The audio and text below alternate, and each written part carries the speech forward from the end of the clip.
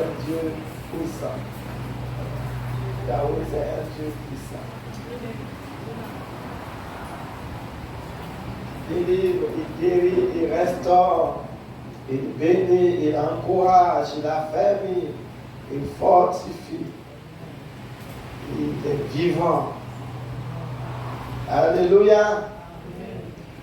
Dieu est vivant. Quand tu comptes les bienfaits du Seigneur, tu as de quoi te réjouir. Tu as de quoi te réjouir.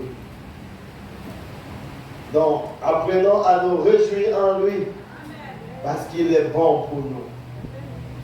Amen. Il est bon pour nous. Il est bon pour nous.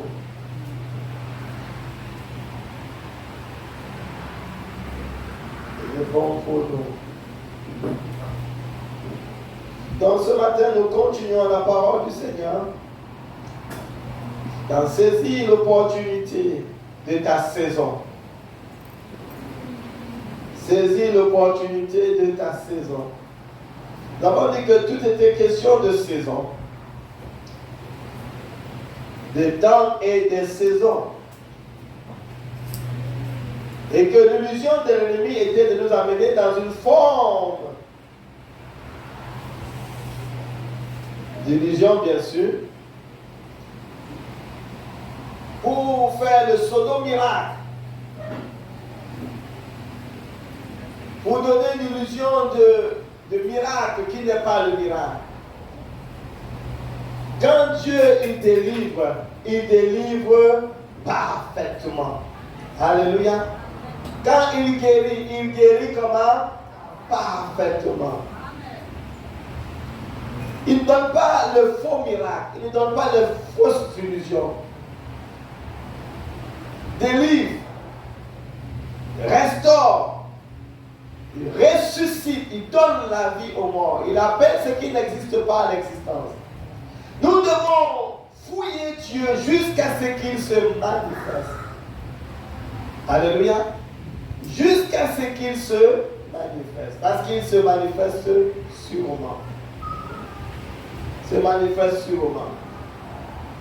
Et nous avons tous un témoignage de sa manifestation, de sa bonté, de sa fidélité.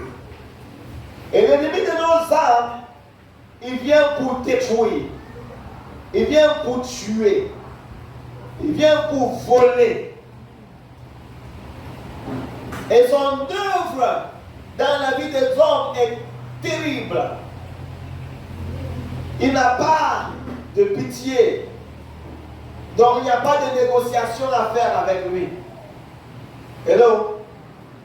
L'ennemi n'a pas de pitié. C'est un méchant. Et nous sommes ensemble. Je me rappelle, quand nous sommes allés, la moitié de Médina, quand elle m'a appelé pour prier, pour me dire que c'est grave, c'est terminé. Où l'ennemi voulait détruire cet enfant-là. Mais elle est devant aujourd'hui, elle est à l'église aujourd'hui. Alléluia. C'est le miracle de Dieu. Elle est à l'église aujourd'hui. Pourtant, l'ennemi voulait la tuer, la détruire. Il y a eu des situations où l'hôpital dit que je ne sais plus, c'est plus ma responsabilité. Alléluia. Même l'hôpital dit que non, c'est bon, je ne peux rien. Mais quand l'homme a dit qu'il ne peut rien, le Seigneur notre Dieu, alléluia, il se lève pour nous. Il se lève pour nous. Quelqu'un dit, je crois. Je crois, Seigneur. Je crois, Seigneur. Il y avait le papa d'un jeune homme qui était lunatique. Il a dit, je crois, mais viens au secours de mon incrédulité. Viens au secours de mon incrédulité. Il dit, je crois, mais l'environnement, ce que je vois, commence à vouloir dominer ma foi. Je crois, mais ce que je visualise veut écraser ma foi. Je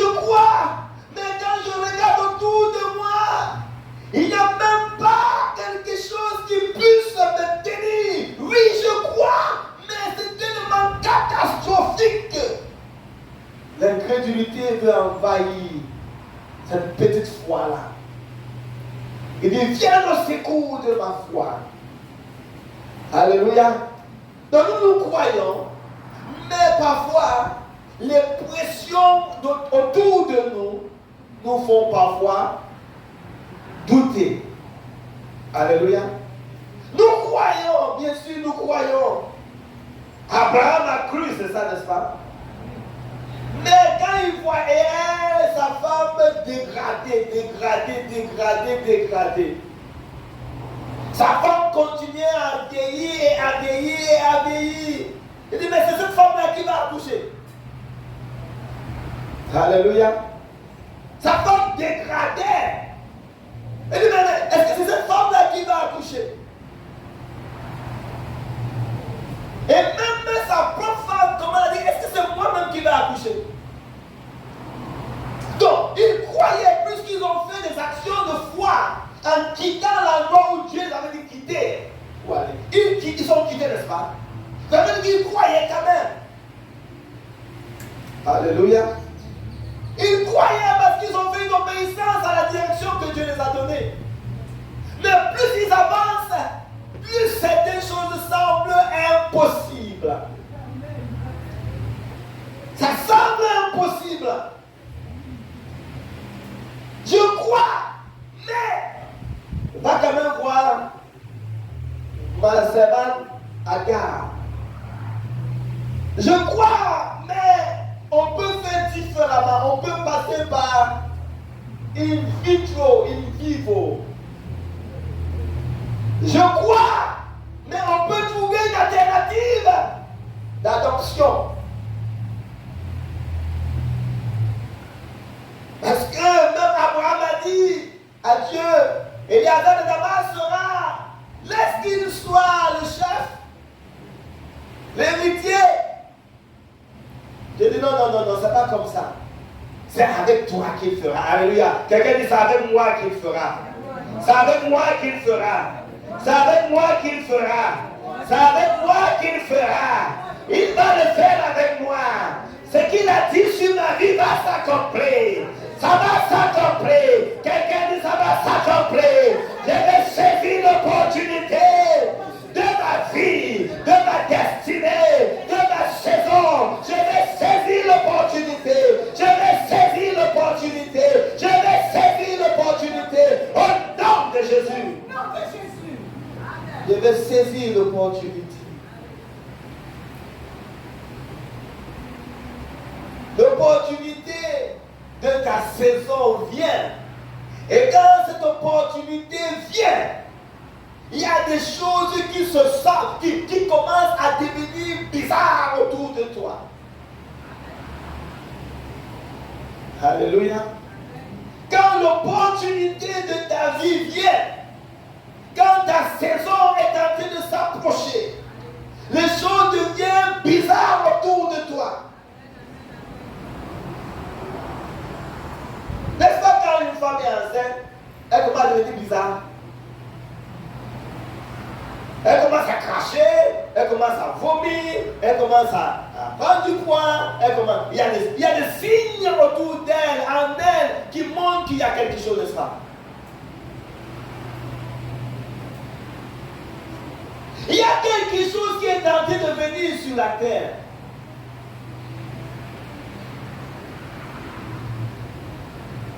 Même au niveau des signes astronomiques, il y a des choses qui commencent à se manifester. On voit les événements qui ne se voyaient qu'après 200, 300, 800 ans se répéter sur la terre. Les signes des cieux sont présents pour montrer qu'il y a quelque chose qui est en train d'arriver sur la terre. Autour de nous, bien aimé, quand tu regardes, dimanche dernier, c'est comme si on a tourné seulement une page, nous sommes allés l'autre dimanche, n'est-ce pas? On était là dimanche dernier. Là, je me rappelle encore, la soeur vous était là, vous dit, venez dimanche, on va. C'est comme si on a tourné comme ça, l'autre dimanche, c'est là. Le temps est en train de courir comme si on l'appelait au devant. 7 jours est comme un seul jour. Est-ce que nous sommes ensemble? Et toutes ces choses-là montrent qu'il y a quelque chose qui arrive. Il y a quelque chose qui arrive. Maintenant, ce bouleversement se forme autour de nous. Ça crée de la panique. Ça crée de la panique. Daniel chapitre 2.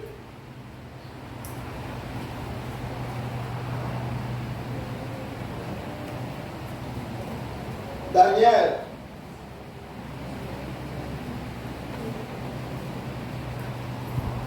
Chapitre 2.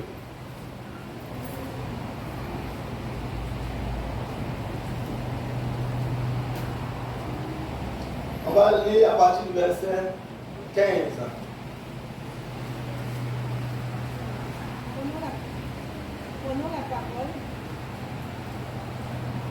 Prenons la parole, il dit à Argel, l'officier du roi. Pardon.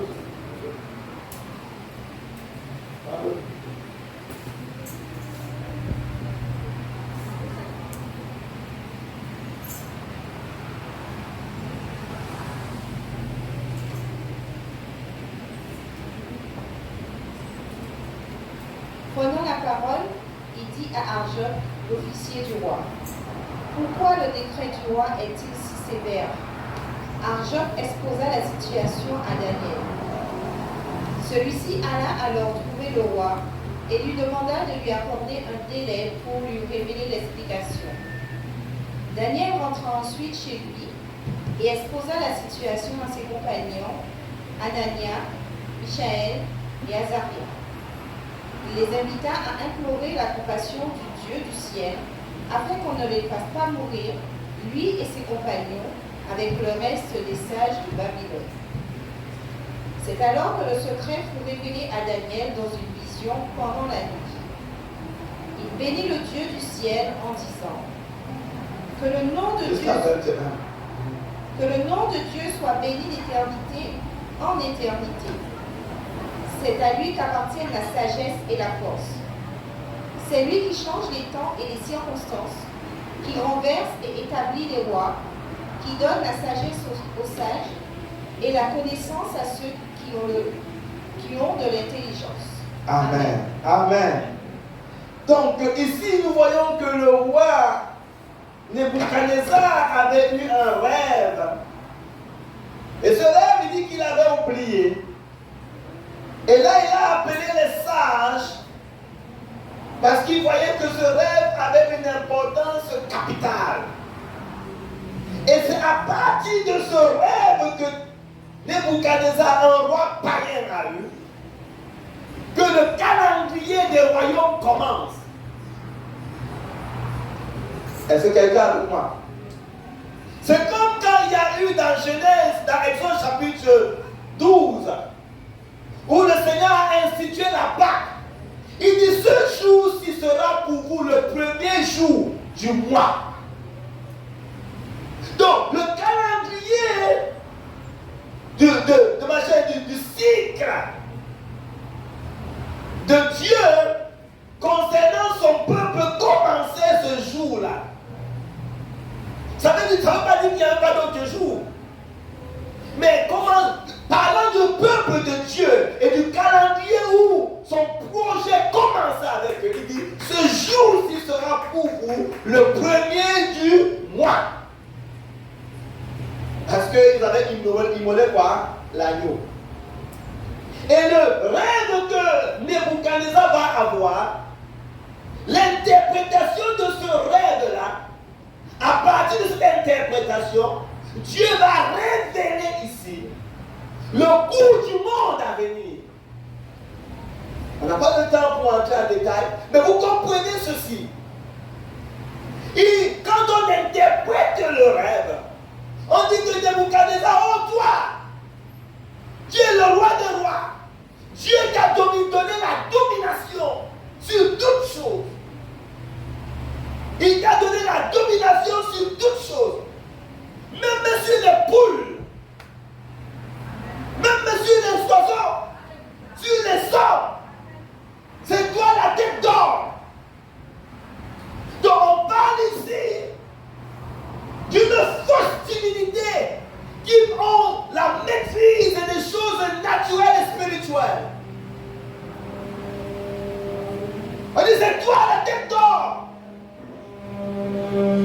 possibilité.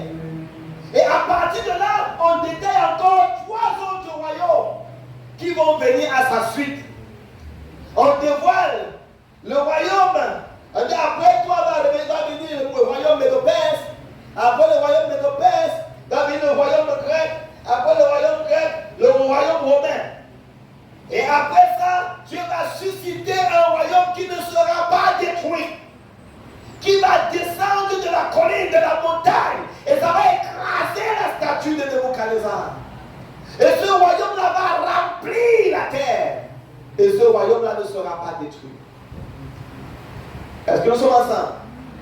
Et à partir de ce rêve-là, Dieu va donner le programme du monde. Parce que ce monde a un programme bien aimé. Alléluia. Les gens ils pensent qu'ils sont nés, ils vivent, ils font, et puis ils meurent, et puis l'autre fait ça pour. Il y a un programme. Dieu n'a jamais créé quelque chose pour rien. Même les moustiques ont un rôle. Hello? Dieu n'a pas créé quelque chose comme ça. Les cafards, les 1000 pattes que nous n'aimons pas là, ils ont un rôle sur la terre. Hello? Même ton voisin que tu ne peux pas voir sa tête a un rôle.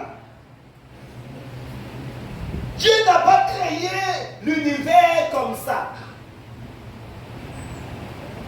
Il y a de cela des centaines d'années, on ne connaissait pas la valeur des électrons.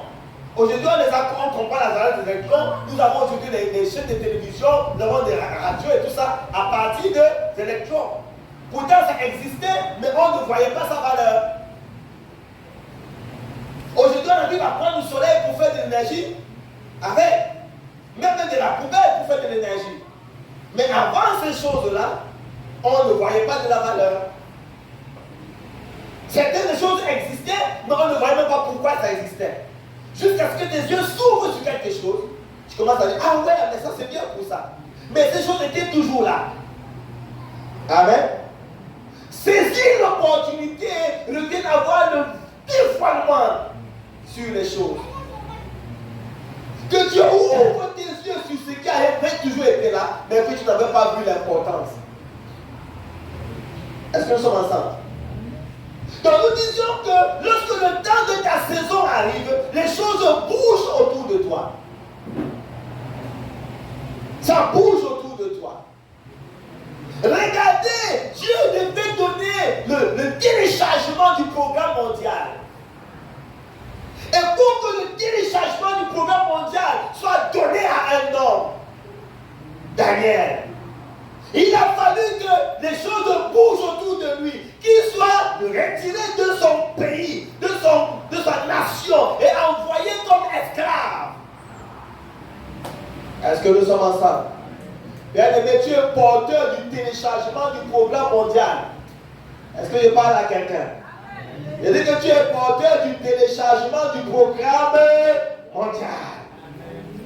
Les gens, en te déportant pour t'amener dans un territoire étranger, pensaient finir avec ta destinée. Mais ça ne faisait que commencer. Alléluia! Alléluia! Alléluia! Alléluia! Je dis que quelqu'un cherchant à te bousculer, il te bousculait à l'endroit où même Dieu t'attendait.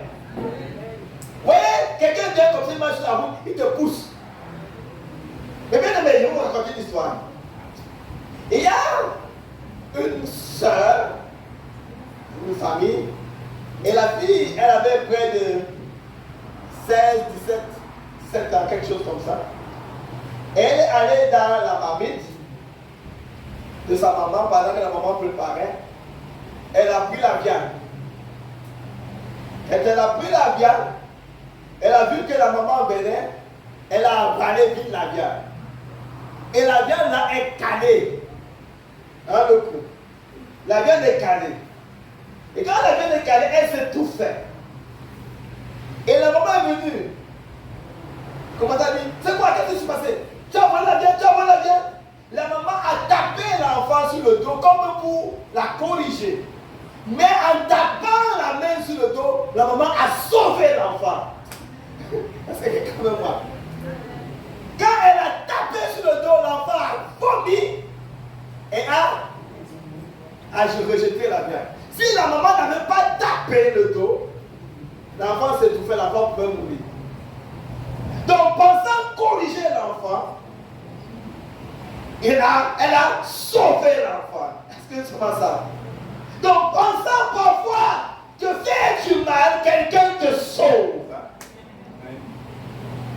Donc, quand ton temps arrive, quand ta saison arrive, il y a des choses qui sont autour de toi pour te faire soi-disant le mal.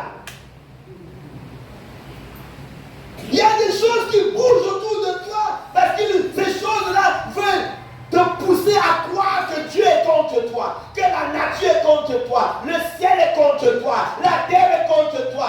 Mais mes bien-aimés, les choses bougent parce que dans Hébreu, la Bible dit qu'il va ébranler les choses inébranlables pour que les inébranlables puissent subsister. Alléluia!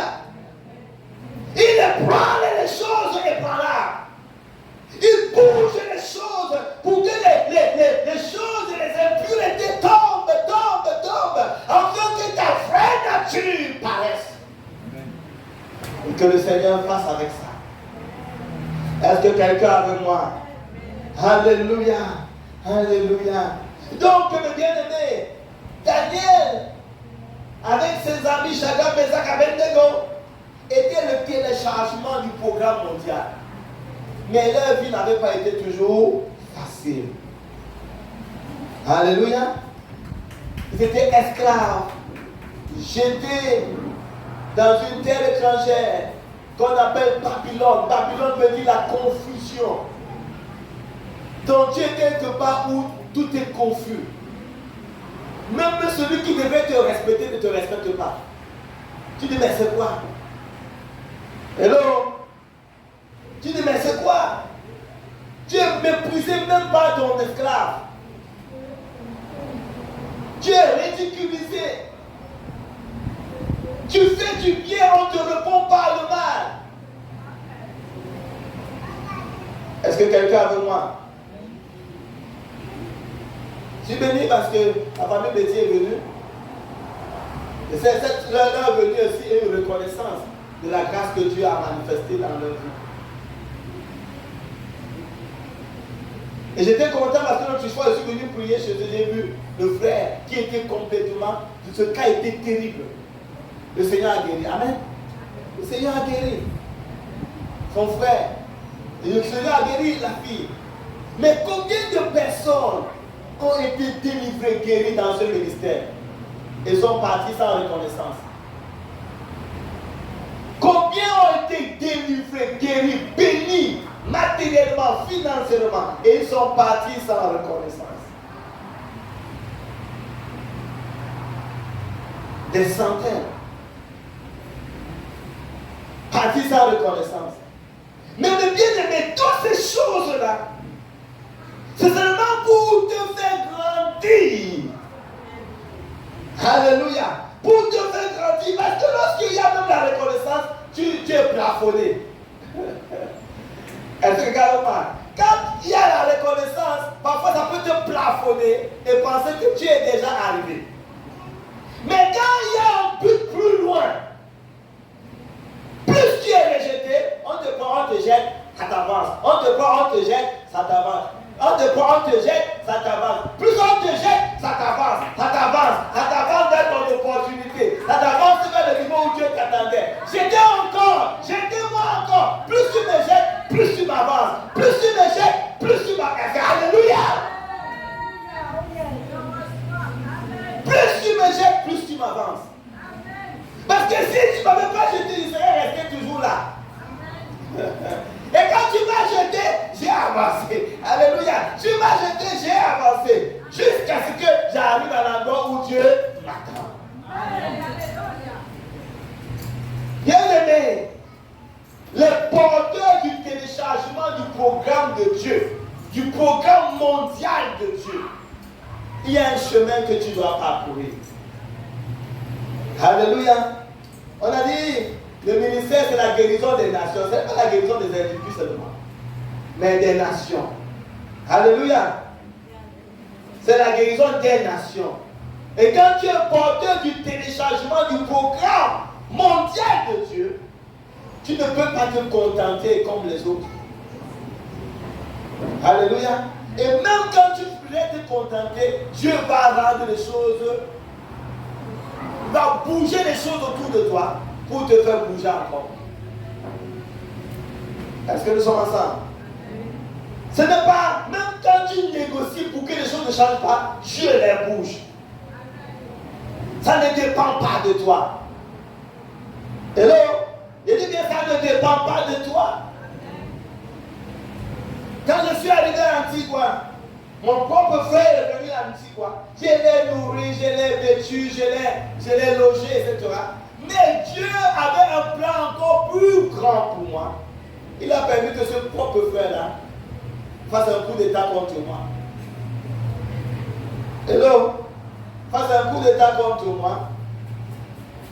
Et quand il a fait le coup d'état contre moi, c'était encore la volonté de Dieu. Pour que je quitte ce territoire-là pour un autre territoire. Est-ce que nous sommes ensemble? Bien-aimé, être porteur du téléchargement du programme mondial de Dieu. Pourtant, avant qu'il ne vienne, j'étais déjà bien. Je pensais me stabiliser, être bien. Mais ce n'était pas le programme de Dieu. Alléluia.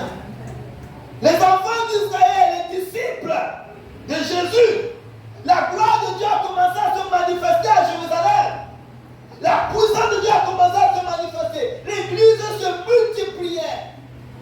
Ils sont quittés de 12, de 120. Ils sont allés jusqu'à 3000 d'un coup. De 120 à la Pentecôte. Ils sont allés de 3000 d'un coup, à une seule prédication. Après quitter de 3000, ils sont tombés à 5000. Et les choses marchaient. Il y avait de l'argent, les gens vendaient ce qu'ils avaient et venaient déposer l'argent au pied des apôtres. Alléluia. Et c'était au pied des apôtres, c'était pas dans le truc. On devait déposer ça directement là. Au pied des apôtres. Donc les choses marchaient. Et on commençait à organiser les choses pour que le mouvement devienne monument. Et le plan de Dieu, ce n'est pas pour que le mouvement de Dieu devienne un monument historique. Hello? Ta vie ne doit pas être un monument historique. Dieu veut que tu sois en mouvement. En mouvement. Parce que quand tu deviens déjà célèbre, on commence à te rendre monument historique. Monument historique. Pour te célébrer, dire, ah ouais, notre pasteur, il est comme ça, et ça te fait asseoir. Tu ne bouges plus. Tu ne bouges plus. C'est ce qui est arrivé aux apôtres. Et Dieu a provoqué une persécution. Boum, boum, boum, boum. Provoqué une persécution. Et à cause de la persécution, alléluia, l'œuvre est allée en Judée, en Samarie, jusqu'aux extrémités de la terre. Est-ce que quelqu'un est avec moi? Amen. Et les choses ont commencé à se manifester. Quand ta saison arrive, les choses bougent. Les choses bougent. Daniel était un enfant de la royauté. Parce qu'on a dit qu'il fallait sélectionner les enfants de la royauté. Le sang royal coulait en lui. Le sang royal coulait dans le corps de Daniel, de Shadrach, Meshach, Abednego. Ça veut dire que s'ils restaient dans leur pays, ils devaient être des successeurs.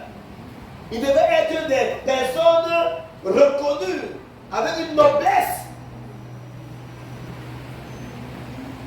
S'ils restaient dans leur pays, ils devaient être des personnes appréciées par leur village, par leur communauté. Même s'ils ne devaient pas être rois, mais ceux qui devaient être rois, ils devaient les prendre comme des personnes dans la royauté.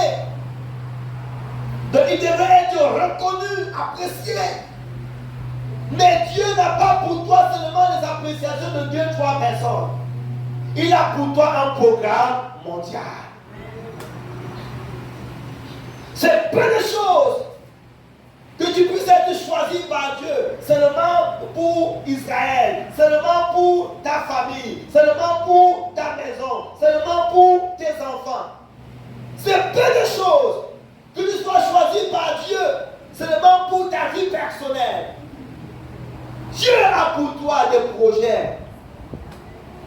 Alléluia. Mondial. Est-ce que nous sommes ensemble, bien-aimés? Est-ce que nous sommes ensemble?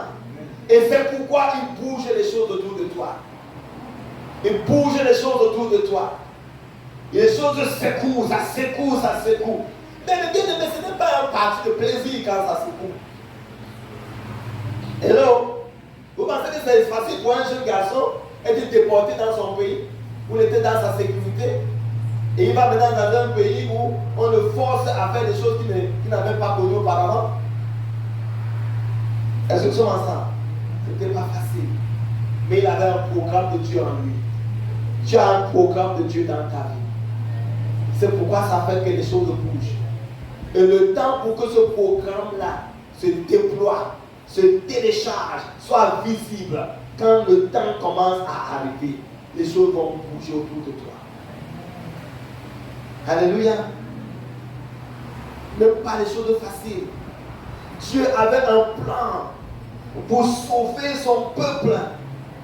Parce que Aman, l'ennemi des Juifs, il avait déjà prévu détruire, décimer les Juifs. Dieu, il voit dans le futur et il prévoit. Alléluia. Il voit ce qui arrivera dans le futur et il organise comment faire pour contrarier ce que l'ennemi a déjà programmé dans le futur. Et le bien-aimé, il a fallu qu'une fille du nom de Hadassah, Esther, puisse perdre sa maman, perdre son papa. Vous pensez que c'est facile?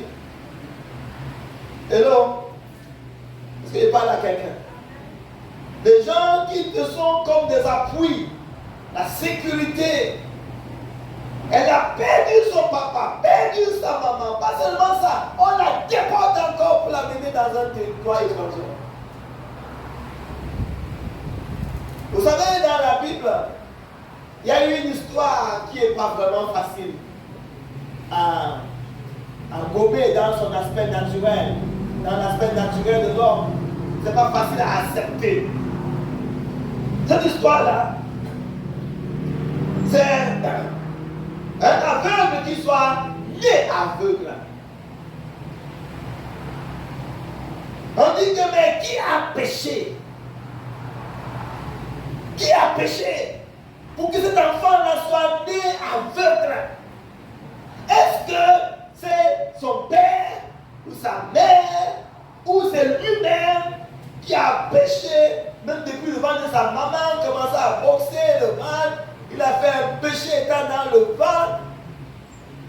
Pour que là maintenant, Dieu dit, bon, toi là, tu as toujours tapé le ventre de ta maman dans le ventre. Donc quand tu vas sortir, tu vas te rendre aveugle.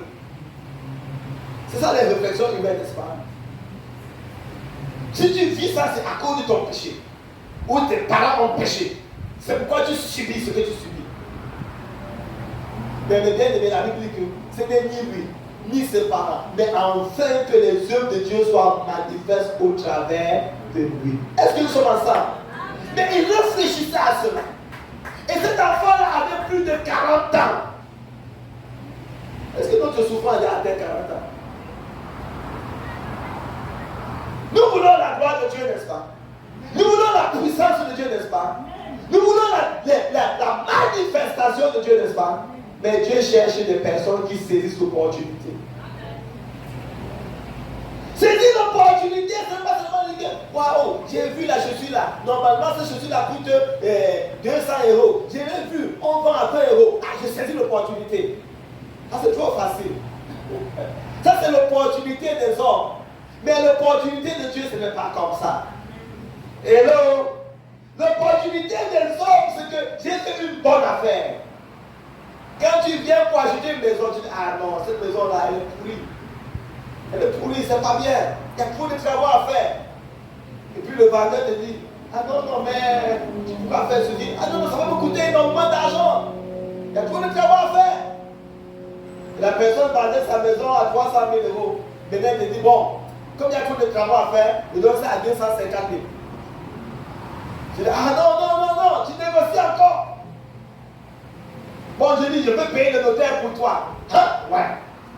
Après, quand tu pars, tu te fais les mains, tu dis, ah ouais, j'ai bien fait une belle affaire. J'ai fait une belle affaire. Amen. Ça,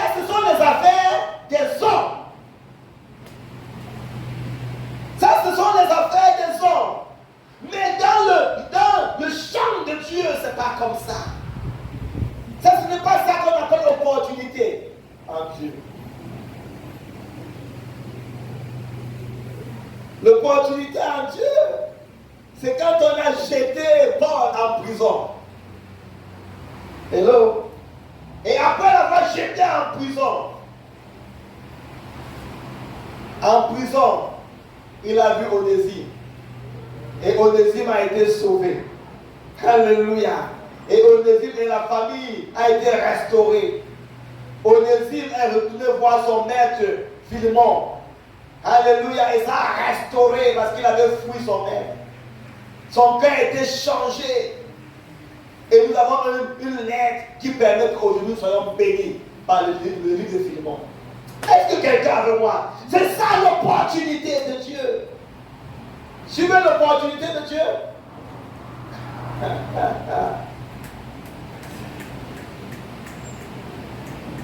Tu veux l'opportunité de Dieu?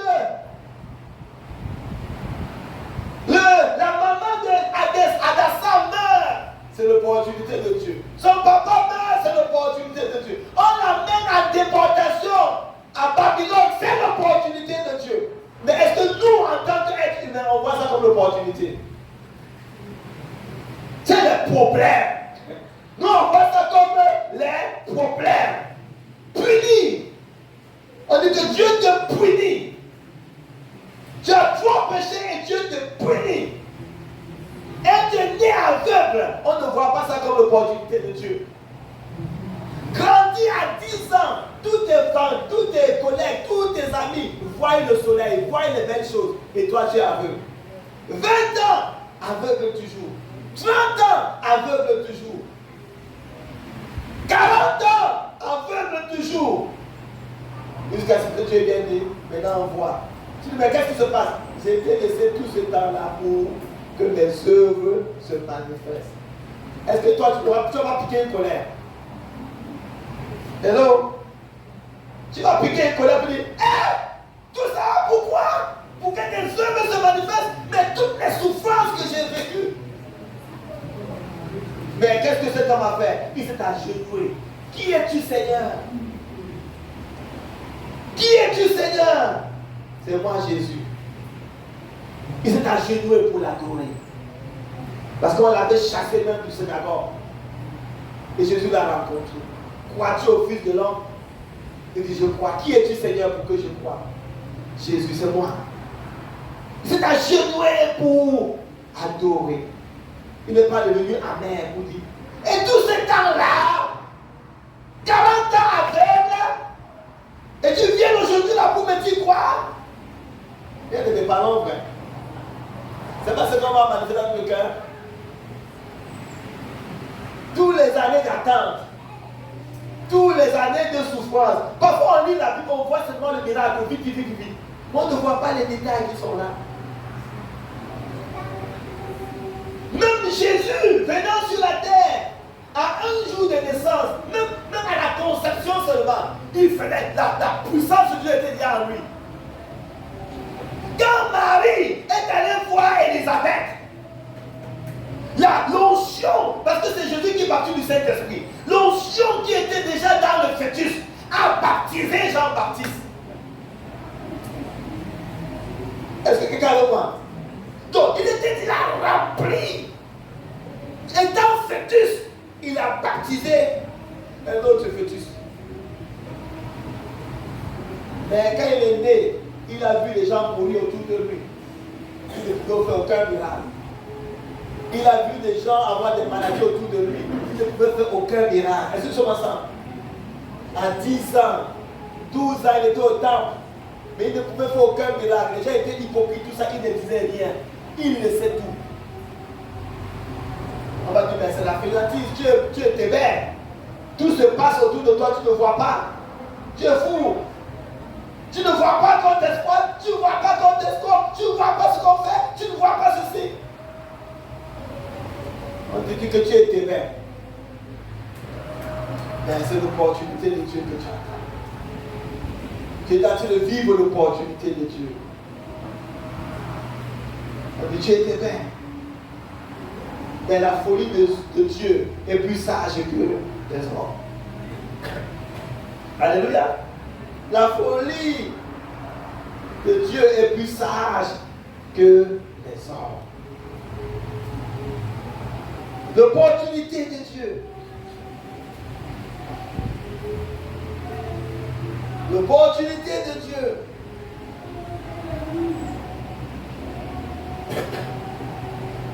Adassa, Esther est arrivée jusqu'à Babylone. Et à cause de cette vie consacrée, elle a pu se marier avec le roi Cyrus pour après, alléluia, préserver tout un peuple qui devait être massacré. Est-ce que, mes bien-aimés, ça ne valait pas la peine?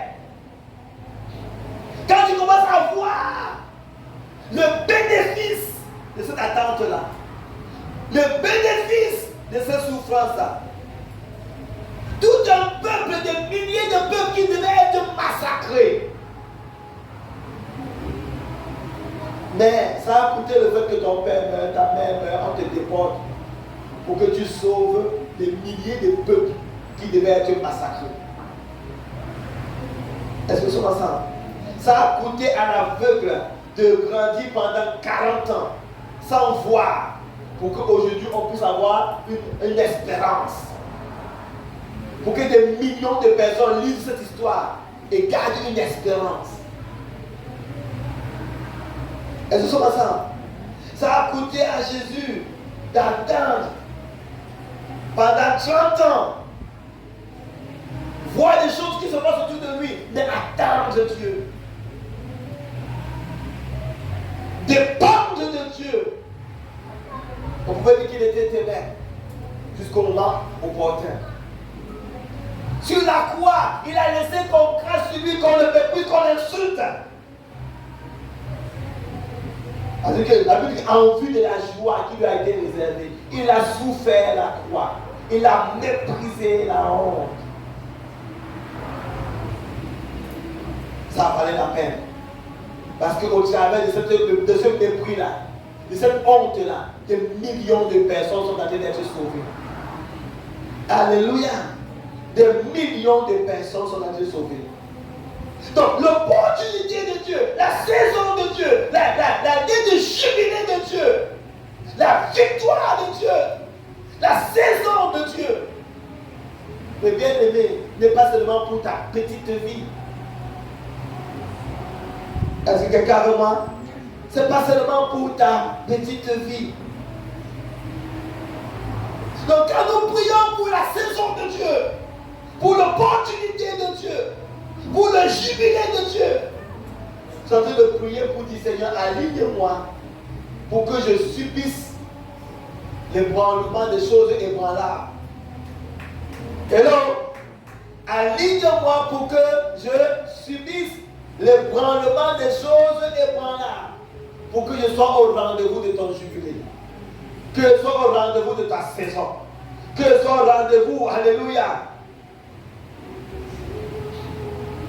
de l'opportunité. Parce qu'on a vu dimanche que qu'est-ce qui nous fait manquer l'opportunité? C'est l'illusion du monde. Ce sont les artifices que le monde nous présente pour nous aveugler et nous dévier de l'opportunité. Nous dévier du chemin. On sait Dieu, mais on n'est plus dans le chemin. On est dans un chemin parallèle. Et c'est pourquoi quand l'opportunité de Dieu vient, on ne le saisit pas. Parce qu'on dit que ce n'est pas Dieu ça. C'est ce qui a fait que les Juifs ont manqué Jésus. Parce qu'ils se disaient qu'ils attendaient quelqu'un qui va venir leur donner du pain, leur donner à manger et à boire. Comme ça, ils vont l'établir chef. Hello? Mais Jésus n'est pas venu dans cette optique-là. Il est venu pour leur dire, changez vos cœurs. Changez vos vies. Changez de comportement. Mais ce n'était pas le message qu'ils attendaient. Ce n'était pas ce qu'ils attendaient. Bien-aimé, Dieu est celui qui change les temps et les circonstances. Quand le temps de ta saison arrive, il y a ce qu'on appelle le fardeau de Dieu vient à ton cœur. Alléluia. Le fardeau de Dieu vient à ton cœur. Ça veut dire que tu commences à avoir dans ton cœur des choses que les gens qui sont autour de toi n'ont pas. Le fardeau de Dieu vient dans ton cœur. Nous avons un peu touché l'histoire de Moïse. Dans Hébreux, à son chapitre 11, et voici le verset 25. On dit que Moïse a refusé d'être appelé l'enfant de la fille du Pharaon. Il a mieux voulu souffrir le propre. Il a vu le propre de Christ comme une richesse. Alléluia. Donc, Moïse est devenu grand. Il est descendu pour aller voir son peuple qui souffrait. Ça veut dire que lorsqu'il n'était pas encore grand. Alléluia. Et quand on parle de grandeur, ce n'est pas la grandeur en taille ou en âge. En grandeur dans la compréhension de la volonté de Dieu. Grandeur dans l'acceptation de cette volonté de Dieu.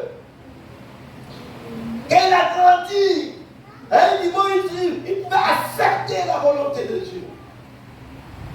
Alléluia. Il est descendu. Il a quitté son piédestal. Il a quitté ses faveurs. Il a quitté sa gloire pour se mélanger à la souffrance du peuple de Dieu. Il a porté le fardeau. Alléluia. Quand ta saison arrive, tu commences à porter le fardeau. C'est quelque chose de prier pour quelqu'un. Ça n'est une autre chose de porter le fardeau de la personne. Hello? C'est quelque chose de venir dans une église. Ça n'est une chose de porter le fardeau de l'église. C'est quelque chose d'aider quelqu'un à distance. C'est une autre chose de pouvoir porter le fardeau de la personne. On a beaucoup de pasteurs qui prient. Moi, on a très peu qui portent le fardeau. On a beaucoup de gens qui viennent dans les églises. On a très peu qui portent le fardeau de l'église. On a beaucoup de gens qui veulent que Dieu se manifeste. Il y a très peu de personnes qui portent le fardeau de Dieu. Les gens veulent que Dieu se manifeste parce qu'ils veulent voir le rebelle pour avoir des avantages. Ils veulent voir que Dieu guérit des gens pour qu'on dise que Dieu a guéri quelqu'un. Pour que leur nom, il y a des likes dans le Facebook. Il y a la visibilité parce qu'on dit qu'il a amassé des milliers de personnes et il a fait des miracles extraordinaires. Alors là, tu es exalté. Mais est-ce que le fardeau de Dieu est à cœur? Vous voyez, une fois, j'avais prié pour quelqu'un et le Seigneur a guéri la personne. Et j'étais très content. Et puis l'Esprit de Dieu m'a posé la question dans mon cœur. Tu es content pourquoi? Pourquoi est-ce que tu es content? Et bien, bien sûr, parce que Dieu m'a utilisé. Mais bien aimé, c'était une joie du monde. C'était la joie du monde. Nous ne devons pas être contents parce que Dieu nous a utilisés. Mais être contents parce que celui qui souffrait a été guéri, délivré de sa souffrance. Elles sont ensemble. Celui qui souffrait vient d'être, sa souffrance vient de l'être ôtée. Mais si Dieu ne nous secoue pas pour changer ses motivations, on peut avoir guéri des milliers de personnes et être perdu.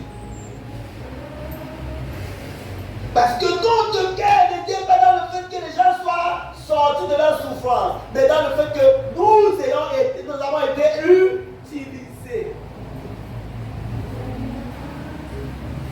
Donc, qui porte le fardeau de Dieu? Quand ta saison arrive, ce ne sont pas tes ambitions qui sont en train de nager dans ton cœur. Le fardeau de Dieu devient ta priorité. Est-ce que quelqu'un avec moi? Donc quand on dit que mon temps est arrivé, on chante souvent ça, n'est-ce pas? C'est ma saison, c'est ma saison. Mais vérifions nos cœurs si c'est vraiment notre saison. Hello? Pour que tu vives la saison que Dieu a ouverte pour toi, il faut que le fardeau de Dieu soit dans ton cœur. Les ambitions de ta chair meurent. Les ambitions égoïstes meurent. Les envies de grandeur meurent. Et c'est le fardeau de Dieu qui est dans ton cœur.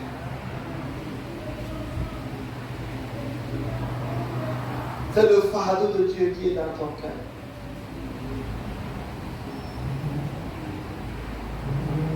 Tu ne pries plus seulement que Dieu t'utilise. Tu pries pour que le Seigneur aide ceux qui souffrent. Alléluia. Qu'il aide ceux qui souffrent. Qu'il les aide en t'utilisant ou pas. Ce n'est pas un problème. C'est que Dieu les a aidés. Alléluia. Dieu les a aidés. C'est ça qui est important. Je porte le fardeau. Il y a des gens qui disent parfois, Seigneur, donne-moi l'argent, je vais faire des œuvres humanitaires. Il y a des gens qui sont en souffrance. Mais c'est pourquoi? C'est pour dire quoi? À la fin, j'ai donné, j'ai fait ceci. Hello?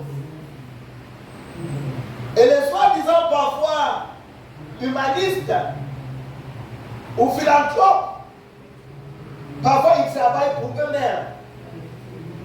Ils prennent 1000, ils donnent 3. Ça, c'est quelle philanthropie? Toi-même, tu collectes $1000 et tu donnes $3 et tu dis, j'ai été philanthrope. Donc, ici, ce n'est pas simplement la philanthropie que les hommes sont en train de publier. C'est porter le fardeau. Au point que tu n'attends pas qu'on te donne pour que tu aides. Tu commences à aider avec ce que tu as.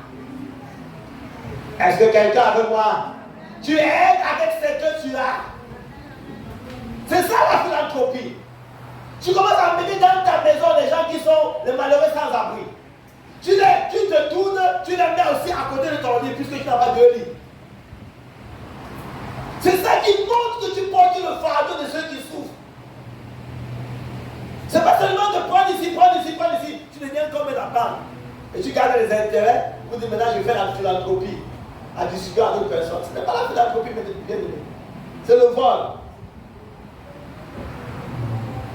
Porter le fardeau. Quand Moïse a quitté la gloire de l'Égypte, il n'allait pas là-bas pour être esclave, pour être le chef des esclaves. De toute façon, il devait recevoir quoi? Hello? En allant se mélanger avec le peuple d'Israël qui était en esclavage, c'était des problèmes qui s'attribuaient. Il ne s'attendait pas à gagner quelque chose.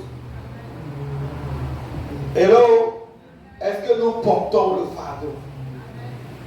Quand ta saison arrive, Dieu regarde qui est en train de porter mon fardeau sur la terre. Je vais changer les temps et les circonstances. Hello? C'est ça qui s'est passé avec Daniel. Il portait le fardeau.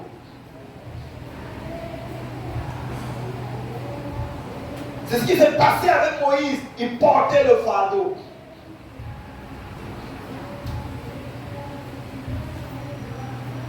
Quand le temps arrive, les rencontres divines se manifestent aussi. Quand le temps de l'opportunité, le temps de la saison arrive, les opportunités divines commencent aussi à venir à ton chemin. La Bible dit que Dieu ordonne les pas des justes. Il détermine les bonnes de notre demeure. Donc Dieu va commencer à te connecter avec des personnes qui voient comme toi, qui pensent comme toi, des personnes qui ont un cœur comme toi. Parce que Dieu va mieux que un. Tu vas commencer à avoir des personnes qui vont entrer dans ta vie, qui vont commencer à faire et à parler le même langage. Le fait aiguise le fer. Les profondeurs attirent les profondeurs. Le Seigneur fait ébranler les choses ébranlables pour que les idées ébranlables subsistent. Il enlève de ta vie ce qui ne correspond pas. Et il commence à amener dans ta vie ce qui correspond. Et nous sommes ensemble. Il amène à ta vie ce qui correspond. C'est ce qui s'est passé avec Marie lorsqu'elle a reçu la mission de porter le Messie. Dieu l'a conduit, alléluia, dans la maison d'Élisabeth. Elle était connectée directement dans la maison d'Élisabeth. On voit ça dans le livre de Luc, chapitre 1er. Et lorsqu'ils nous ont rencontrés, ils n'étaient pas là pour discuter l'affaire de la famille. Parce que Marie était la cousine d'Élisabeth. Elle n'était pas là pour dire, oh, tu sais, le grand-père avait fait, la grand-mère avait fait, les histoires de la famille, il y a un héritage à aller récupérer, il y a un terrain qu'on avait laissé, il faut qu'on aille le récupérer. Ils n'étaient pas là. Ils étaient là pour parler des fardeaux qu'elle portait. Alléluia. Elle portait Jean-Baptiste, Élisabeth portait Jean-Baptiste et Marie portait le Messie. Alléluia. Et c'était l'engouement. C'était plus, c'est ma tante, c'est ma cousine. C'était parler des choses liées au royaume. La mission de Dieu se manifestait dans leur vie. C'est pourquoi nous ne connaissons plus personne selon la chair. Même si nous avons connu le Seigneur selon la chair, nous ne le connaissons plus de la même manière. Si quelqu'un est en Christ, c'est une nouvelle créature. Les choses anciennes sont passées, toutes choses sont devenues nouvelles. Et quand tu vas rencontrer ton Père, ce n'est plus en tant que ton Père, c'est en tant qu'un serviteur, un homme de Dieu, quelqu'un que Dieu veut sauver, quelqu'un que Dieu veut utiliser, quelqu'un, alléluia. Quand tu rencontres ta cousine, ton neveu, ce n'est plus l'affaire de famille, c'est l'affaire du royaume de Dieu. Alléluia. Est-ce que nous sommes ensemble? Tu ne vois plus seulement des personnes autour de toi en termes de personnes à exploiter. Tu les vois comme des personnes mandatées par Dieu pour que les desseins de Dieu s'accomplissent dans leur vie. Les rencontres que Dieu te permet d'avoir, tu ne les prends pas seulement au hasard comme ça. Il y a un projet éternel. C'est pourquoi tu ne te permets pas de te séparer des gens comme tu veux. Parce que derrière ces personnes, il y a un projet éternel.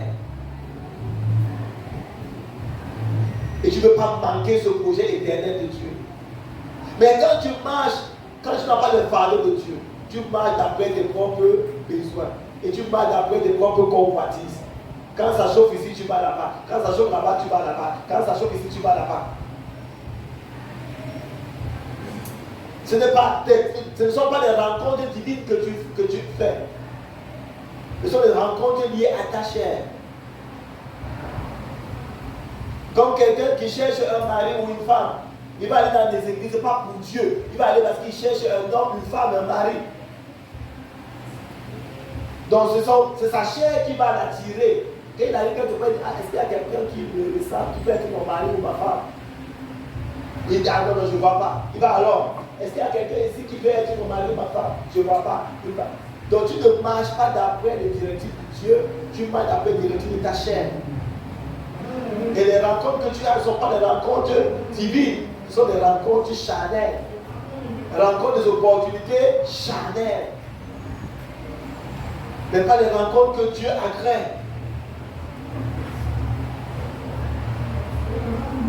C'est ça que la Bible nous dit que lorsque Siméon, dans Luc chapitre 2, il avait porté le fardeau d'Israël. Il priait pour Israël. Il priait pour Israël. Il priait. Il voulait voir la consolation d'Israël. Il voulait voir les promesses de Dieu s'accomplir.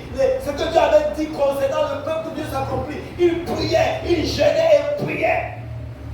Quand le temps est arrivé, il ne va pas manquer l'opportunité de Dieu. La Bible dit que poussé par l'Esprit, il se retrouve au temple. Alléluia. Quand tu portes le fardeau de Dieu, le bien-aimé, tu ne manqueras pas le jour de ta visitation. Dieu va te connecter aux bonnes personnes au bon moment. Alléluia.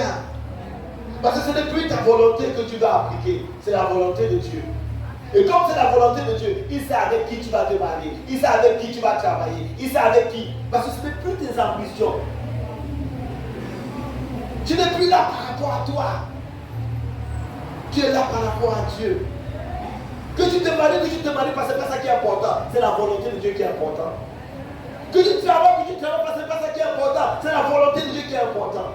Alors le diable ne peut plus te manipuler par la convoitise. Tu es stable en lui.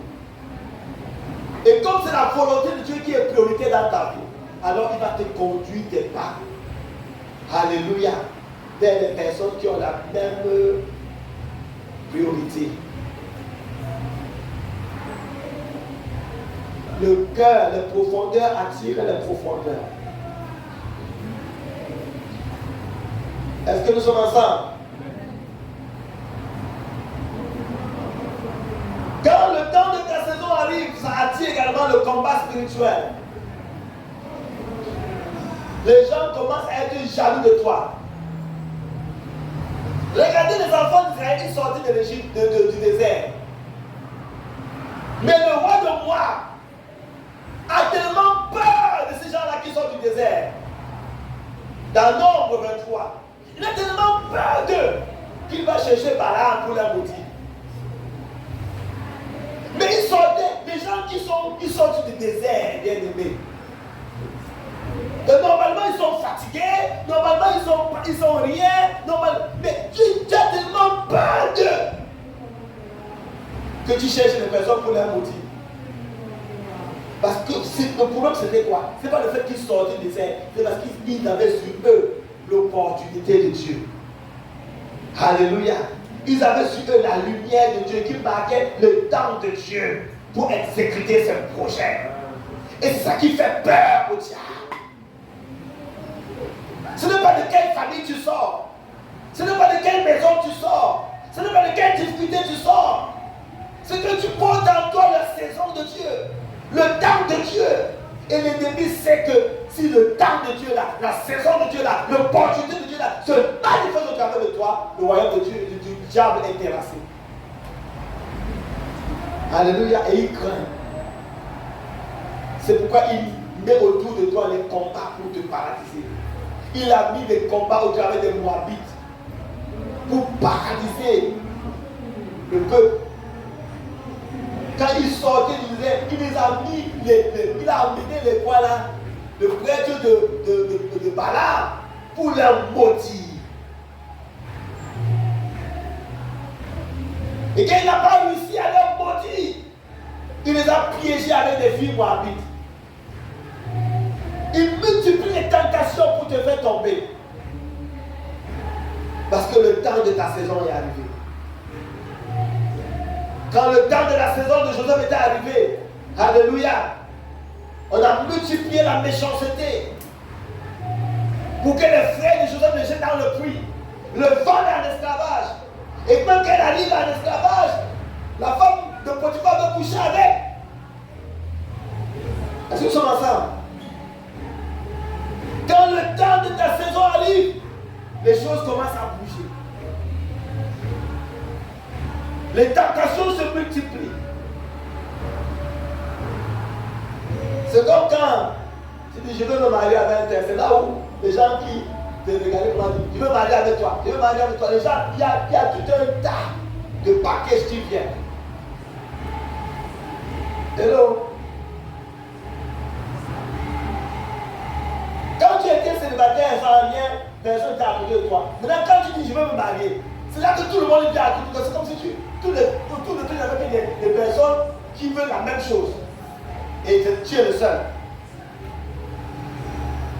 Et c'est ça qui veut t'embrouiller pour que tu tombes maintenant quoi? Dans une volonté qui n'est plus la volonté de Dieu. Pour te brouiller les pistes. C'est comme ça que dans l'internet, parfois, quand il y a une bonne nouvelle, il y a une information juste. On n'enlève pas forcément l'information juste. On met toutes les autres informations fausses. Au moins 1000. Comme ça, quand tu lis tout ça, tu ne connais plus qu'est-ce qui est juste, qu'est-ce qui est faux. Il crée la confusion. Le combat spirituel. Il y a une bataille dans tes pensées, une bataille dans tes émotions, une bataille autour de toi pour te pousser hors de la volonté de Dieu. Parce que ta saison est arrivée. Est-ce que quelqu'un veut moi? Ta saison est arrivée. La bataille s'intensifie autour de toi. Les gens te jalousent, tu ne sais même pas pourquoi. Tu n'as même rien, mais les gens sont jaloux. Les gens sont même jaloux. Même de ta maladie. Tu es malade, même les gens sont jaloux de la maladie. Hello? Et oui, mais quand tu es malade, les gens viennent vers toi, ils donnent des cadeaux, ils prient pour toi. Mais tu es malade. Les gens sont jaloux même de ta maladie. Parce que ta saison est arrivée. Ta saison est arrivée. Il y a des combats extérieurs, des combats intérieurs. Mais parfois, au lieu de discerner ce que Dieu est en train de faire, tu vois seulement le problème. Et c'est là où l'ennemi réussit à ébranler beaucoup de personnes. Parce que beaucoup sont appelés, mais peu sont élus. Pour traverser ces étapes-là, pour arriver au point de pouvoir manifester pleinement cette saison de Dieu, il y en a très peu qui arrivent. Il y en a très peu qui arrivent. Maintenant, quand tu saisis la saison, quand tu comprends la saison, qu'est-ce qu'il faut que tu fasses? Qu'est-ce qu'il faut que tu fasses? Tu es branlé. Tu portes le fardeau, oui.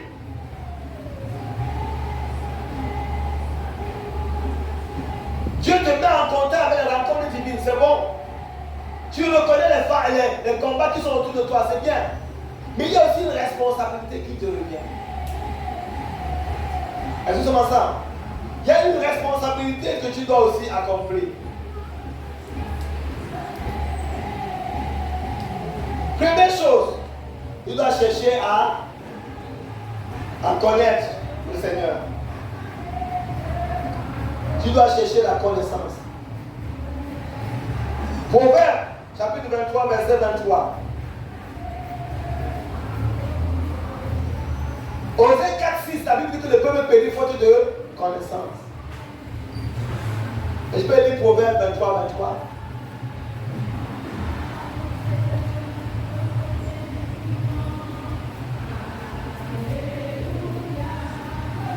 Quand le Seigneur s'était manifesté à mon égard pour dire, je vais t'envoyer dans le monde pour apporter la guérison des nations.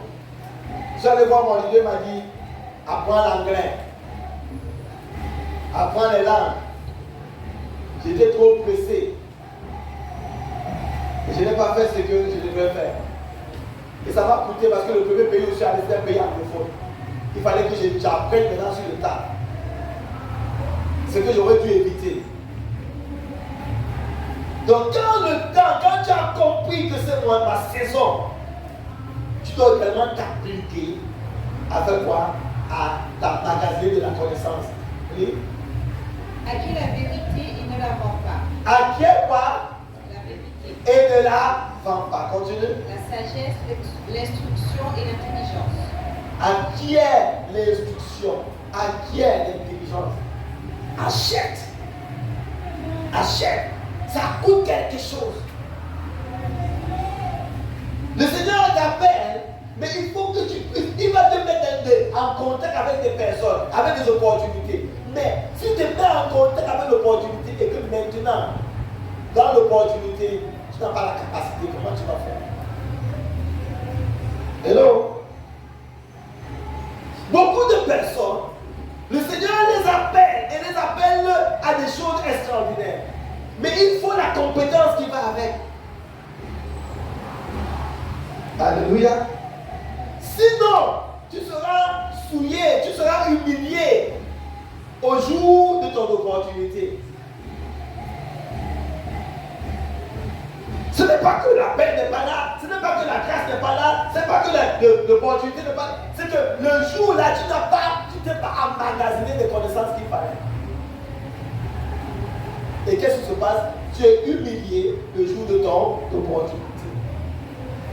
Nous prions pour le réveil et le temps de rafraîchissement. Mais bien aimé, en Afrique, il y a eu des grands temps de rafraîchissement. Mais ça, les rafraîchissements ont été éteints par le manque de connaissances. Parce qu'on prie beaucoup, mais très peu lisent la Bible. Très peu étudient la parole de Dieu. Maintenant, quand la puissance de Dieu se manifeste, les gens veulent profiter tout le temps. Les gens veulent faire les miracles tout le temps. Mais bien aimé, les gens ont aussi besoin de la connaissance pour savoir comment faire dans le monde. Là. Alléluia. Et quand on n'a pas cette connaissance-là, on veut faire tomber les gens tout le temps. On veut faire vomir les gens tout le temps. On ne les explique pas comment faire dans la société quand ils sont face à face à tel ou tel défi. Donc il n'y a pas la compétence derrière. Et ce manque de compétence-là fait que quand nous sommes devant nos opportunités, on échoue. Et c'est pareil dans tous les domaines. Tu sais que Dieu va te faire marier avec des personnes de puissants, de grands. Mais en même temps, il faut aussi apprendre quelque chose. Tu veux le mariage, apprends aussi à faire la cuisine quand même. Amen. Apprends à tenir une maison. Est-ce que nous sommes ensemble? Apprends comment faire. Va avec des personnes qui sont déjà mariées, apprends comment. Instruis-toi. Commence à faire des exercices. Sinon, quand tu vas te marier, le problème c'est que quand tu vas pas te marier, tu vas te marier, mais tu pourras échouer dans le mariage. Parce qu'il y a des choses que tu n'as pas apprises. Et ça peut éteindre le réveil. Ça peut éteindre l'opportunité. C'est pourquoi beaucoup de mouvements sont devenus des monuments. Beaucoup d'églises de réveil sont devenues des églises traditionnelles. Parce qu'il n'y avait pas la compétence qui allait avec. C'est dans la compétence que le caractère se transforme. Samson a reçu l'onction, n'est-ce pas? Mais sans la compétence, il est allé souiller l'onction chez Dalila.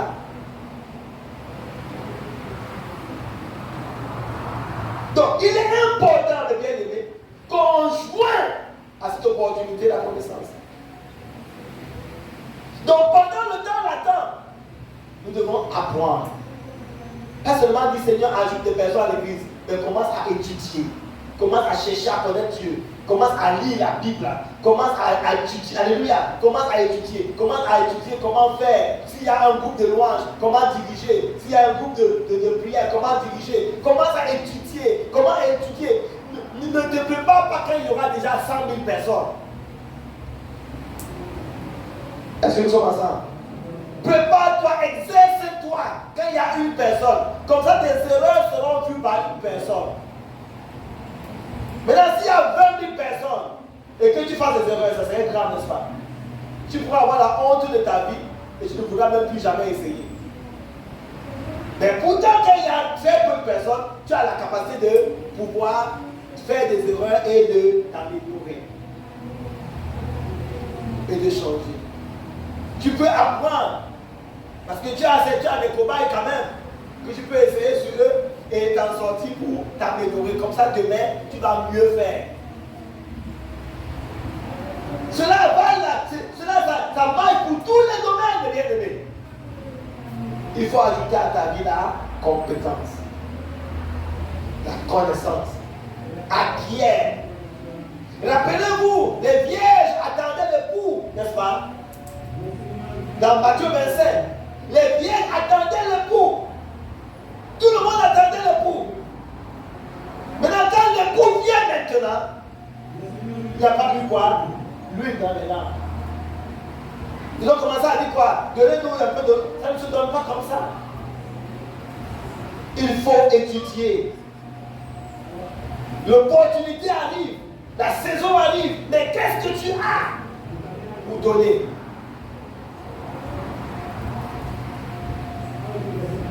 Qu'est-ce que tu as pour donner? Quelles sont venus pour demander à ces soeurs, donnez-nous votre vie. Non, non. Allez vers ceux qui en vendent. Et payez le prix aussi. Donc, la saison de Dieu va venir. Ça va venir, qu'importe, ça va venir. Mais le problème, c'est que est-ce que je serai dans cette saison-là? Est-ce que j'ai assez de compétences pour être pleinement dans la saison? Donc nous avons l'opportunité de nous préparer. Alléluia. Nous avons l'opportunité de nous préparer.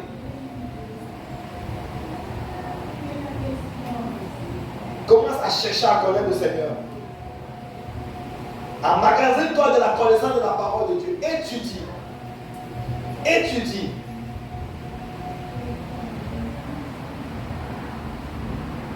Comme ce que l'apôtre Paul dit à son fils Timothée. Étudie pour que tu sois une personne approuvée.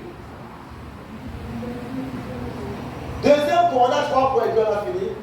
Deuxième point, être focalisé.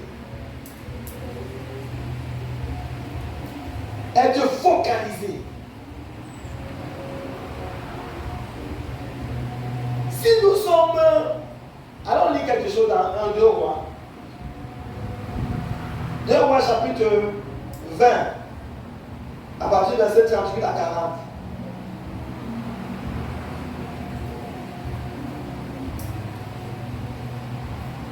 Non, c'est 1 Roi. 1 Roi 20. 38 à 40.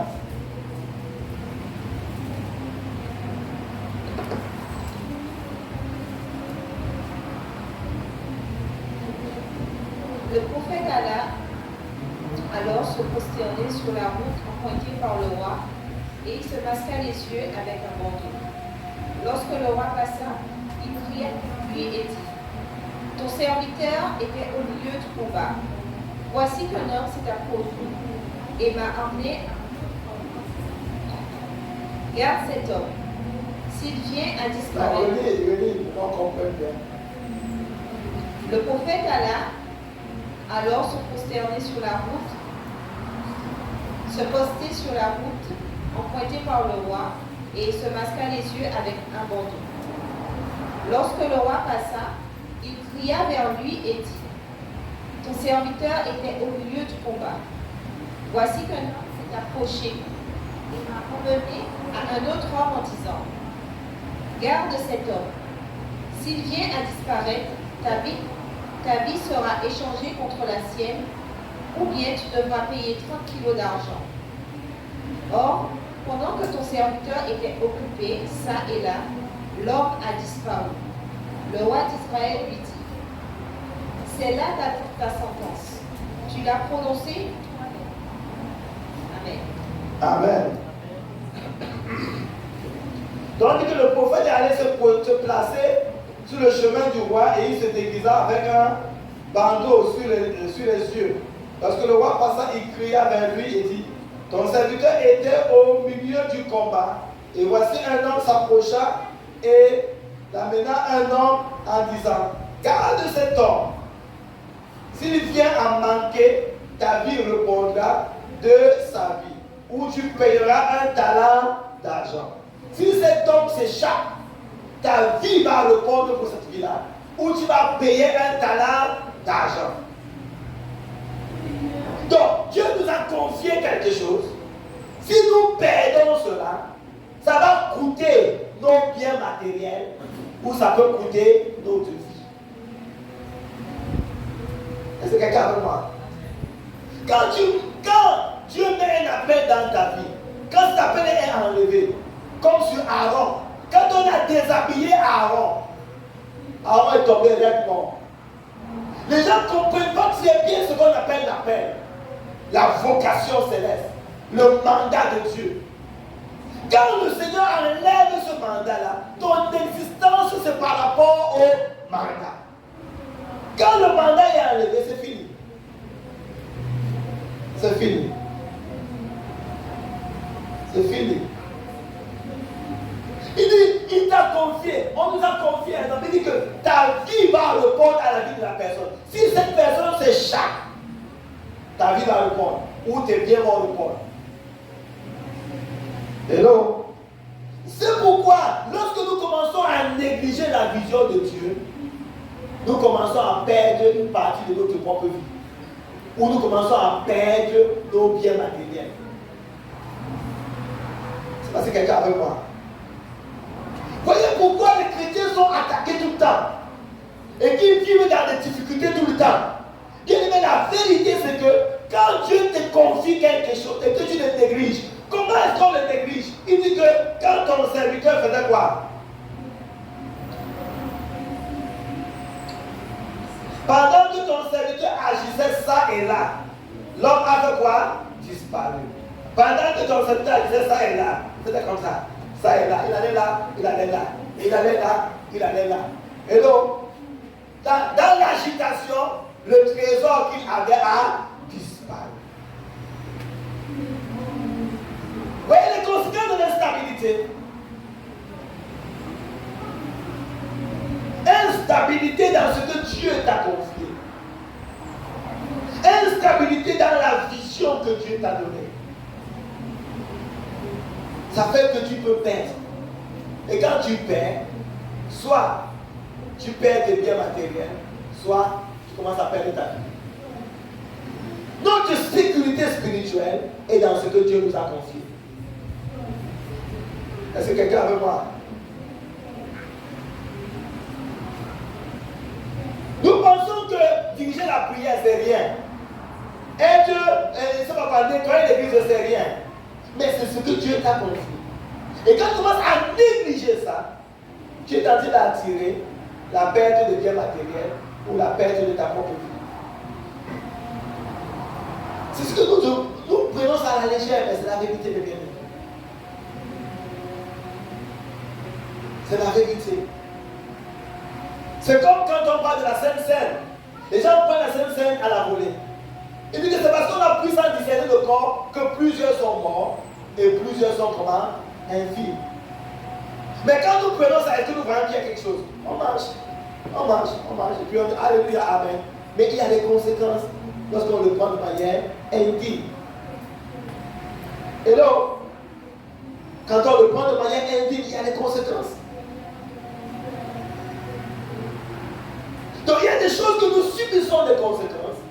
Et on pense que c'est seulement comme ça. Non. Il nous faut rectifier ça. Quand ton serviteur allait ça et là, l'homme s'est échappé. Donc, être ferme à tes résolutions répondra quoi? Le succès. Si l'esprit de celui qui domine se lève contre toi, ne quitte pas ta place. Quelle que soit la petite chose que tu fais pour Dieu, ne prends pas ça petit parce que c'est éternel. C'est une œuvre éternelle. Ce n'est pas une œuvre naturelle, c'est une œuvre éternelle. Quel que soit l'endroit où Dieu t'a posté, tu dois arrêter là, même si tu n'as pas ce que tu veux. Même si tu n'as pas ce que tu veux, tu dois rester là. Parce que ton instabilité va causer la perte matérielle et parfois la perte de vie. Et c'est comme ça qu'on a parfois les chrétiens, quand ils sont chrétiens, ils sont morts subitement. Boum, ils sont morts. Boum, il y a telle chose qui est arrivée. Boum, parce qu'ils n'étaient pas à l'endroit de leur sécurité spirituelle. Eh bien, je l'ai compris. C'est pourquoi, quel que soit ce que je vis là, je subis. Mais peut que bouger. Voilà. Amen. Jusqu'à ce que Dieu lui-même me dise là sur le temps. Même si on m'humilie comme marbre, je serai toujours là. Hello. Parce que ce n'est pas courir vers les opportunités. On dit bien en Amérique, tu auras déjà ceci. Ah ouais. Tu tires ta valise, tu pars. Et une balle par hasard qui n'était pas destinée pour toi. Ça passe par hasard et ça vient que sur ta tête, boum! Tel pasteur est mort. Pourquoi? Parce qu'il n'était pas sur la terre de sa mission. Et là, il n'était pas à l'endroit où Dieu l'avait placé. Habakkuk dit, j'étais à mon poste. J'étais où? À mon poste, pour voir ce que l'Éternel me dira. Si Dieu te veut ici le dimanche et que tu es ailleurs, tu ne peux pas à ton poste. C'est ça la parole du Seigneur. Nous pouvons négliger les choses, mais la parole de Dieu ne change pas. Ça ne change pas. Et pour notre propre sécurité spirituelle, il nous faut vivre la parole. Est-ce que nous sommes ensemble? Pour vivre la parole. Être focalisé.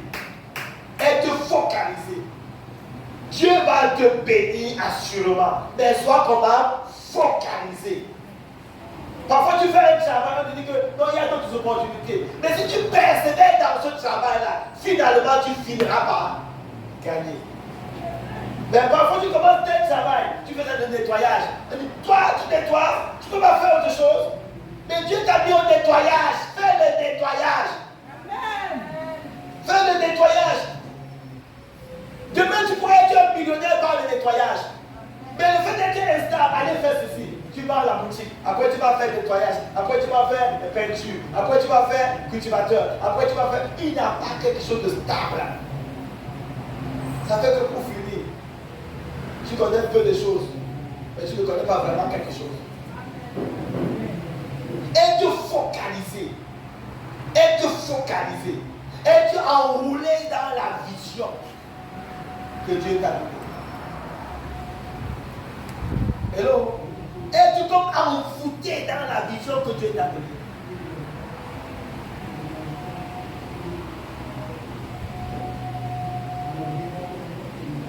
Es-tu esclave même de ta vision? Hello? La vision est plus forte que ta propre vie. Tu te détermines. Ici, nous sommes tous déterminés dans ce ministère-là. Les choses vont changer. Les choses vont changer, bien aimé. Ça tient seulement à quelques personnes. Ça amène le feu. On n'a pas de distraction. On est focalisé. Quand Jésus a envoyé les disciples, il dit quoi? Ne saluez personne en chemin. Soyez focalisés. Avancez. Soyez enroulés dans la vision. Amen. Dernier point, la discipline. La discipline. La discipline. La discipline. Dans Corinthiens chapitre 9, le verset 24 à 27.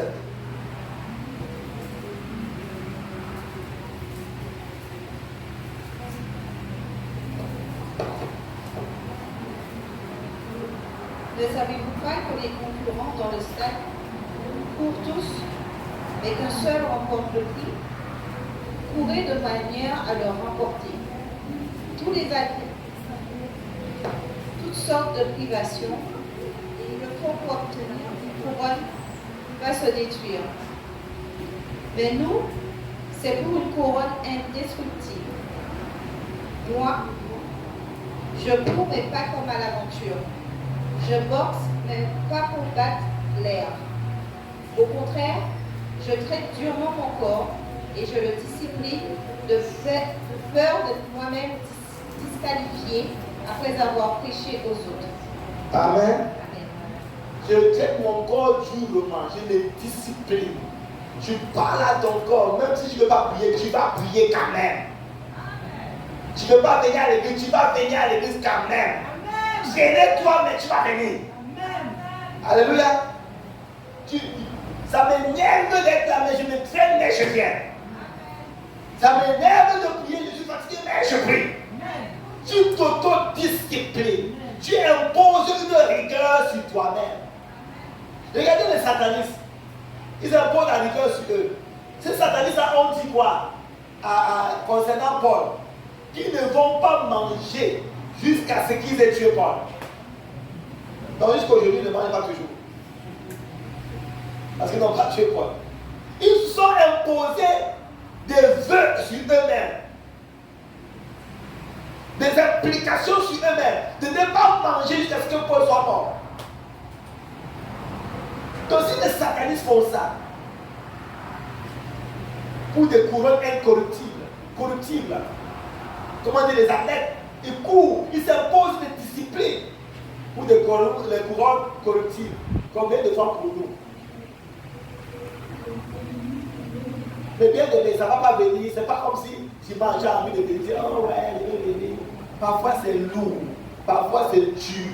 Parfois quand tu veux prier, tu as envie de dormir, tu as envie de manger. Quand tu veux jeûner, c'est là le goût du repas vient. Même le repas que tu n'aimes pas, ça commence à avoir un goût sucré. Hello?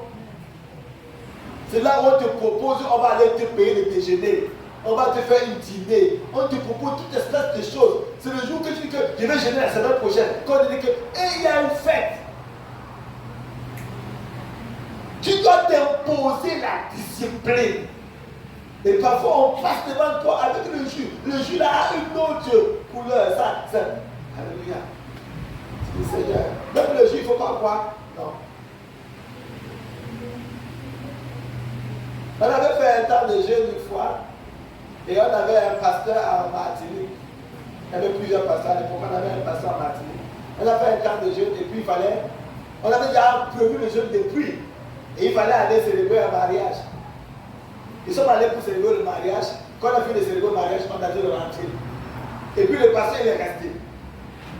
Et puis, quand nous sommes sortis pour rentrer, on a vu le pasteur, il a attendu de prendre les petits fours, attendu de manger. Il dit, mais pasteur, nous sommes mangés. Il dit qu'il commence à manger à 14h. Il dit qu'il commence à manger à 14h. Donc quand on va finir à 18h, il va finir avec nous. Donc lui, il a commencé à quoi? À 14h pour finir à 18h. Il dit, tu es fort mon frère. Tu es fort. Donc on veut commencer le jeûne quand il n'y a plus de repas. Il n'y a plus de repas à manger, alors on commence le jeûne. C'est pas comme ça, bien aimé. Tu dois t'imposer une discipline. L'envie de pécher est là. Le goût du péché est là. Le plaisir du péché est là. Mais tu dois te dire non. Alléluia. Tu ne pêches pas parce que le péché est laid. Tu ne pêches pas parce que Dieu ne veut pas et que tu ne dois pas le faire. Tu t'imposes des rigueurs. Tu t'auto-disciplines. Alléluia. Dis même si ta main est une occasion de surcoupe. C'est à cela qui va nous permettre de saisir les opportunités de Dieu et vivre les temps et les saisons que Dieu a préparées pour son Église. Est-ce que nous sommes ensemble? Alléluia. Est-ce que quelqu'un a compris quelque chose? Est-ce qu'on peut se lever et bénir le Seigneur?